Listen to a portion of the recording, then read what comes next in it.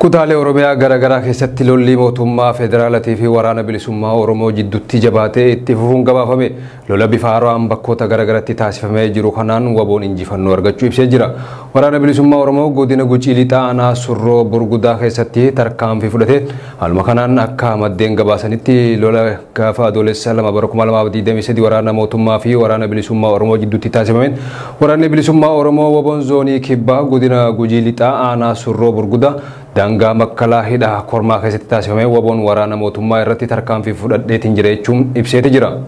Lola sa'a dheeraa taasifame kanarratti waraanni bilisummaa Oromoo waraana mootummaa irraa hedduu ajjeesuu fi meeshaalee waraana lakkoofsaan hedduu ta'anis hiikkachuun galii godhachuu ibsee jira. Oduma wal qabateen adoolessa 2023 godina Arsii aanaa Zuwaay Dugdaa gandaa Odaa jedhamu keessatti waboon zoonii kibba bahaa Cibraan Jaalnadhii Gammadaa waraana mootummaa federaalaa maqaa sakattaan bobbaafame irratti tarkaanfii fudhachuun injifannoo argachuu isaa ibsee jira. Akka odeeffannoon gamasii nu ga'e mul'isutti lola waraana bilisummaa Oromootii fi mootummaa federaalaa jidduutti godhame kana booda waraanni mootummaa namoota nagaa hidhuu fi dararaa hamaa irraan gahaa jiraachuu maddeen keenya gabaasanii jiran. Oromiyaa bakkoota garaagaraa keessatti waraanni mootummaa namoota nagaa hidhuu ajjeesuu fi dhabamsiisaa jiraachuun dhagamaa jira. Haaluma kanaan godina Qeellam Wallaggaa aanaa Anfilloo magaalaa Muggii fi Seertumii keessatti uummata nagaa hiraarsaa jiraachuu odeessii gamasii nu ga'e ni mul'isa. Magaalaa Muggii keessatti qabeenya uummataa saamuu abbootii qabeenyaa doorsisanii maallaqa irraa fudhachuu fi sobaan yakkanii kan hidhan hoggaa ta'u aanuma kana magaalaa Seertumii keessatti ammoo reebicha hamaa jiraattota nagaa irraan gahaa jiraachuun himamee jira. Magaalaa Seertumii bakka addaa Ukkii jedhamu keessatti qubsuma waraana mootummaa kan taate hoggaa ta'u uummata nagaa hiraarsaa jiraachuun beekamee jira. Daandii cirrachaa isiniif galchina jechuun waggaa 3 dura dhagaa bu'uuraa kaa'amee kan ture ta'us maallaqni isaa waan dhumateef waraanni mootummaa uummata dirqiin hojii irraa qabanii lafa qochiisaa fi ijaarsa daandii jechuun maallaqa guuruu itti fufanii jiraachuu maddeen keenya nuuf gabaasanii jiran. Oduma wal qabateen bulchiinsa magaalaa Burraayyuu keessatti waraanni mootummaa bifa haaraan namoota nagaa hidhuu jabeessanii itti fufanii jiraachuun dhagame. Akka maddeen gabaasanitti waraanni mootummaa magaalaa Burraayyuutti namoota nagaa maqaa waraana bilisummaa Oromoo deeggartan jedhuun jumlaa hidhatti guuraa jiraachuun himamee jira. Hidhaan bifa haaraan jalqabe kuuwwa xabajjii 29 bara 2023 irraa kan eegalee hogguu ta'uu bulchiinsa magaalaa Burraayyuu keessatti waraana bilisummaa Oromoo fi caasaa isaa magaalicha keessa sosso'uu nyaachisuun miidhaan irraan gahaa jirtan jechuun namoota hedduu hidhaati jiran. Hidhaan bifa haaraan magaalicha keessatti itti fufe kun gandoota akka Annee Diimaa, Gafarsa Gujee, Dirree Cirrachaa fi naannoo warshaa Finjaalatti akka ta'e maddeen keenya himaniiti jiran. Magaalaa Burraayyuu kana keessatti caasaa fi waraanni bilchiginnaa Magaalaa Burraayyuu kana keessatti caasaa fi waraanni bilchiginnaa sodaa waraana bilisummaa Oromootti magaalattii keessa halkan seena jechuun ilmaan Oromoo sabboonummaa qaban siyaasaa yakkuun miidhaa garaagaraa irraan gahaa jiraachuus dabaluun maddeen himaniiti jiran. Kun osoo kanummaan jiru godina Arsii aanaa Daabbaa keessatti haadha daa'ima ji'a 3 hoosiftuu qabanii hidhanii dararaa irraan gahaa jiraachuunis dhagamee jira. Adde Zeenabaa Tanjaamtu haadha daa'ima ji'a 3 hoosiftuu kaabinoonni fi poolisoonni idilee aanichaa daa'ima ji'a 3 irraa qabuun gara laafina tokko malee mana hidhatti kan darbatan ta'uu maddeen keenya naannicha irraa gabaasanii jiran. Akka maddeen jaanitti haati daa'imaa tun osoo daa'ima isii hoosiftuu jirtu sababa tokko malee daa'ima isii biraa kan fudhatamte hoggaa ta'u daa'imni isii kan ji'a 3 kunis ammatti harmaadhaa dhabuun haala ulfaataa keessatti akka argamu odeessi achi nu ga'e ni mul'isa. Hojjettoonni warshaa sukkaraa Fincaa 10,000 ol ta'an sababa mindaan isaanii addaan citeef rakkoof saaxilamuu himan. Warshaan sukkaraa Fincaa ji'oota lamaan dabraniif hojjettoota isaaf mindaa osoo hin kaffaliin darbuu isaarra kan ka'e hojjettoonni warshichaa sababa harkifannaa mindaatiin rakkachaa jiraachuudha himan.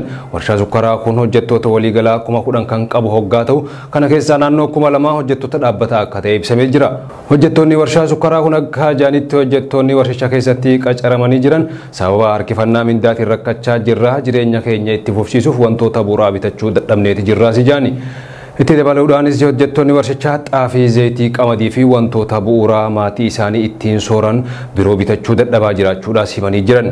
Hojjettoonni kun itti dabaluunis akka jaanitti sababa nageenyaa fi rakkoo harkifannaa mindaatiin barattoota keenya yuunivarsiitii jiraniif maallaqa erguu dadhabnee maallaqa erguu dadhabuu keenyaan ijoolleen teenya barnoota yuunivarsiitii fi kolleejjii dhuunfaa kutaa biyyattii adda addaa keessatti hordofaa jiran rakkoof saaxilamaniiti jiranii jiran. Akkasumas hojjettoonni sababa harkifannaa mindaa fi sababoota nageenyaa fedhii bu'uuraa isaanii guutuuf rakkachaa jiran beelaaf saaxilamaa jiraachuudhaas himan.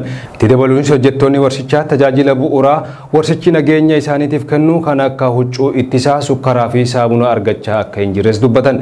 Baatii caamsaa bara kanaa waraana bilisummaa Oromootii fi humnoota mootummaa jidduutti godina Horroo Guduruu Wallaggaa aanaa Sulula Fincaa keessatti uumamee wal qabatee warshaan sukkara Fincaa kan godinicha keessatti argamu barbadaa'uun isaatis beekameeti jira. Amerikaan uggura gargaarsa Itoophiyaa irra kaa'amee ture hanga tokko kaasuun dhagame. Amerikaan adeemsa mirga namoomaa irratti fooyya'insi mul'atee ilaalchisee uggura garaagaraa Itoophiyaa irra kaa'amee tokko kaaftee jirti jechuun dubbii himaan nageenya biyyaalessaa White House John Kirby jimaata dabaree ibsanii jiran. Haa ta'u garuu dhimma fooyya'insa mirga namoomaa ilaalchisee yaadni Amerikaan kaaftee dhaabbilee mirgoota namaaf falmaniin mormiin isa mudatee jira jedhee gabaasni Reuters qabatee ba'e. Akka dubbii himaan nageenya biyyaalessaa White House kun jaanitti fooyya'insi mirga namoomaa kun keessumattuu waliigaltee diinummaa dhabuu mootummaa Itoophiyaa fi humnoota TPLF fi baatii sadaasaa keessa mallatteessaniin booda ta'uu himanii jiran. Waliigaltichi wal dhabdee humnoota lamaaniin kan ka'e lammiileen 100,000 lakkaaman beelaaf saaxile, miliyoonaan kan lakkaaman qe'ee isaanirraa buqqisee fi 10,000 lakkaaman ajjeese xumuree jiraas ijaan. Eega wal waraansi kaaba Itoophiyaa TPLF fi mootummaa federaalaa dhaabbatee as walumaa galatti dhiibbaan raawwatamuu hir'atus naannoo Tigraay keessatti hokkora godaansisuu fi ajjeechaan gosa irratti hirkatee itti fufee jiraachuu gareewwan mirga namootaaf falmanii himanii jiran. Gargaarsa nyaataa yeroo dhaabnu gargaarsa gosa murtaa'e irraa uggura tokko kaasaa jira. Kan jaan gorsaan nageenya biyyaalessaa Ameerikaa kun murtiin kun Itoophiyaa keessatti nagaa waaraa fiduuf waan nu harka jiruun deeggarsa keenya bal'inaan cimsuuf carraa jiru bal'isa jenneeti amanna jaan. Ministeerri dhimma alaa Ameerikaa gargaarsi kennamuu nagaa fi araara biyyattii keessaa akka deeggaru ibsee jira. Dubbii himaan ministeera dhimma alaa Ameerikaa akka jaanitti xiyyeeffannaan gargaarsa biyyoota lamaanii deebi'ee eegalamu waliigalteen diinummaa dhaabuu caalatti hojiirra oolchuuf deeggarsa gochaa akkasumas tattaaffii dhukaatota awwaalaman dhabamsiisuu haqa ce'umsaa fi itti gaafatamummaa dabalatee nagaa fi araara itti fufiinsa qabu dagaagsuu ta'a jedhan. Tigraay lixaa keessatti qooda fudhattoota kan mootummaa hin taane dabalatee gabaasa dhiittaa mirga namoomaa hamaa ta'e irratti yaaddoo qabnu kaasuun itti fufna. Mootummaan namoota nagaa akka eeguu fi yakkamtoota akka itti gaafataman gaafanna jechuun dubbii himaan kun dabalanii ibsanii jiran jechuun Reuters gabaasee jira. Mootummaan Itoophiyaa ibsa jimaata dabaree kenname irratti yaada akka kennuuf gaafii dhiyaateef akka deebiin laannes Reuters gabaasee jira. Afrikaa keessa heddummina lakkoofsa ummataatiin lammaffaa kan taate Itoophiyaa keessatti uummanni miliyoona 20 ol gargaarsa nyaataa kan barbaadu hoggaa ta'u kunis sababa caama hamaa biyyoota gaafa Afrikaa waggoota kurnan dabran keessatti mudatee fi wal waraansa kaaba Itoophiyaa keessatti geggeeffamaa tureen akka ta'e Reuters gabaasee jira. Dhumarratti oduu ispoortii qabna. Taphataan sarara jidduu duraanii Liivarpuulii fi Ingilaand Steven Gerrard leenjisaa kilaba Saawud Arabiyaa Al Ittihad ta'uun muudamee jira. Durataan kilaba Al Ittihad Khalid Al-Dabal shakkii tokko malee nutti dabalamuun Steven Gerrard bu'aa buusaa liigii keenyaas yeroo takkatti ol guddisa jechuun dubbatanii jiran. Steven Gerrard kilaba Saawudii kana waliigaltee waggaa 2 kan mallatteesse waggaa ta'u waggatti kafaltii paawundii miliyoona 17 akka kafalamuus beekamee jira. Al Ittihad bara dorgommii dabree liigii Saawud Arabiyaa Saawudii Pro League kan kilaboonni 16 keessatti wal falman torbaffaa ta'uun xumure. Shaampiyoona liigichaa kan ta'e Al Ittihad irraa qabxii 35 fagaatee xumure. Steven Gerrard onkololeessa dabree leenjisummaa kilaba Ingilaand Aston Villa irraa erga aaramee booda hojii malee taa'ee ture. Cristiano Ronaldo liigii Saawudiitti makamuun booda kilaboonni Saawudii hedduun taphattoota liigiiwwan Awurooppaa keessa jiran mallatteessifachaa jiran. Chelsiin N'Golo Kante, Khalidoo Kilobaalii fi Edouard Mendy garasitti erguun kilaba taphattoota hedduu kilaba Saawudiif gurgure ta'uu danda'ee jira. Leenjistummaan garuu erga sochiin liigii Saawudii ji'oota dabran hammaate Gerrard kan jalqabaa ta'uu danda'ee jira. Leenjisaan Fuulaan Maarkos Silvaan maallaqa paawundii miliyoona 17 Al Hilaal dhiyeesseef kufaa godhee jira. Steven Gerrard leenjistummaa Al Ittihad erga qabatee ija isaa gara taphattoota liigii Ingiliizii kan naannessee waggaa ta'u Steven Gerrard leenjisummaa Al Ittihad erga qabatee ija isaa gara taphattoota liigii Ingiliiziitti kan naannessee waggaa ta'u kilaba kana cimsuufis dursaa taphattoota Liverpool Jordan Hendersonii fi taphataa sarara fuulduraa Chelsea Pierre-Emerick Aubameyang ofitti fudhachuuf yaalaa jira.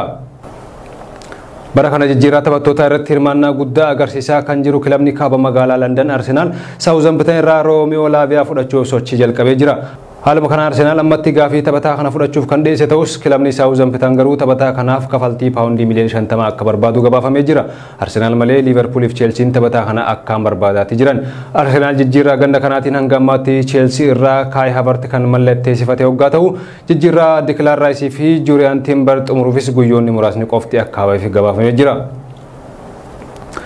Manchester United jijjiirraa Mason Mount xumura irra ga'ee jiraachuun gabaafamee jira. Mason Mount guyyaarraa magaalaa Manchesteritti argame qorannoo fayyaa bifa milkaa'een goolabee akka jiru maddeen gabaasanii jiran.